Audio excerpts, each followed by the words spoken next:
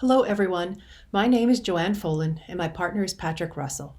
We built this one-day emergency security conference for those companies that don't have an incident response plan or business continuity plan in place to survive a pandemic or any other emergency situation where all your employees are suddenly working from home. A rapid shift to remote work will inevitably create or exacerbate gaps in security. It will also increase the risk for spam email, phishing attacks, DDoS attacks, and malware attacks in general.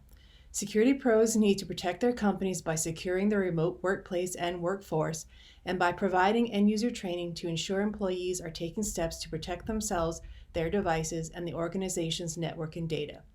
To help security analysts and administrators with this, we'll highlight one of the modules we built, setting up the secure remote workplace. Employees using unfamiliar software or hardware will get settings wrong and leave themselves open to breaches, and that's why it's in your best interest to pre-configure software, provide laptops and other equipment to kit out your employees' home offices. Staff forced to use their own aging laptops from home will find their data to be less secure than those using up-to-date equipment. In addition, make sure devices encrypt data at rest to protect data on the device if it is lost or stolen. While most modern devices have encryption built in, it may need to be switched on and configured. Don't forget about using MDM tools to set up devices with a standard configuration, and also to remotely lock devices, erase data, or retrieve a backup. Additionally, the ability to act on support requests from a remote workforce in real time becomes a critical capability. Use a dedicated email, collaboration apps, or some type of online forum. It's also a good idea for security analysts and administrators to host a security webcast that is repeated several times a week so people can pick a time that works best for them and attend the event live. All of what I just spoke about will require your coworkers to work via VPN or RDP, which are integral to the successful remote workforce. And now I'll hand it off to Patrick, who will go into further detail about this. Thank you, Joanne.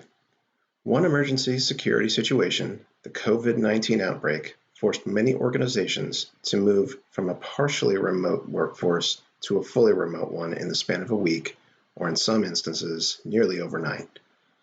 Consequently, the use of remote access technologies like RDP and Enterprise VPN skyrocketed 41% and 33% respectively. With ever more businesses adopting these technologies to maintain business continuity, any business that doesn't will not weather the coming storms. But implementing enterprise-wide VPNs is complex. Making sure that you procure the correct number of VPN licenses, that systems are patched frequently, and that proper capacity planning is performed to ensure that your VPN infrastructure can support the number of remote users you have are difficult challenges for a business to resolve quickly. Or you could outsource these things to cloud service providers who will handle many of these challenges for you with a minimal amount of effort on your part. For example, we will now show you how easy it can be to set up a VPN in the Amazon Web Services web console. While we are focusing on Amazon Web Services here, the process is similar in each of the major cloud provider web consoles like Google Cloud Platform and Microsoft Azure. First, log into the Amazon Web Services console with your username and password. Next, scroll down to the Network and Content Delivery section and click on VPC or Virtual Private Cloud. Once you're in the Virtual Private Cloud dashboard, scroll down to the VPN section and select an option.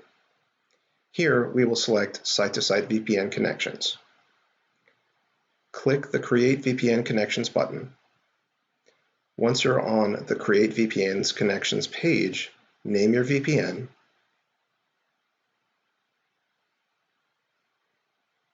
select your previously created virtual private gateway and customer gateway,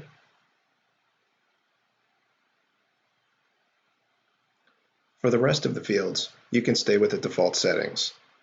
Then click Create VPN Connections, and your VPN is created. This is just one of the many things that Joanne and I will be discussing at Emergency Cybersecurity Conference.